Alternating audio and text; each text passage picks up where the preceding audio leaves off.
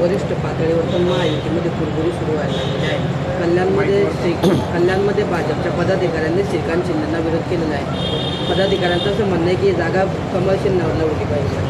मला वाटतं अनेक ठिकाणी दुसरं तिथेच नाही तर अनेक ठिकाणी काय आहेत कार्यकर्ता आग्रह आहे, काही ठिकाणी आम्हाला द्या, काही म्हणतात त्यांचे कार्यकर्ता आम्हाला द्या। आता मला वाटतं की शेवटी पार्लमेंटरी बोर्डाचा निर्णय होईल त्यावेळेलाच फायनलच्या ठिकाणी कोणाला किती जागा या समोर येतील।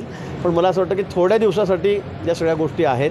खरं म्हणजे इतका अवधी या ठिकाणी मिळालेला आहे की अजून फॉर्म भरायलाच किती दिवस आहेत, इलेक्शनला अजून 2 महिने, निवडणुकीला 2 महिने आहेत। खूप मोठा अवधी या ठिकाणी मिळालेला आहे आणि थोडे दिवस या मला वाटतं कुरबुरी थोड्याफार प्रमाणामध्ये या ठिकाणी चालेल। कारण शेवटी कार्यकर्ते त्यांचा अधिकारच आहे की आम्हाला जागा द्या, आपल्या पक्षाला घ्या, ते म्हणतील आपल्या पक्षाला घ्या।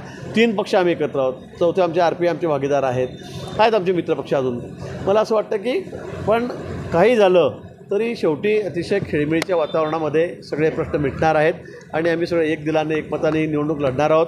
आम्हाला रेकॉर्ड करायचं जागेंचं यावेळेला महाराष्ट्रामध्ये सुद्धा रेकॉर्ड करायचं यावेळेला जास्तीत जास्त जागा या ठिकाणी मला जिंकून मोदीजींचे हात मजबूत करायचे आहेत। त्यांना पुन्हा 400 पार आकडा करून मोदींना पंतप्रधान करायचं आहे। ABP माझा, उघडा डोळे बघा नीट।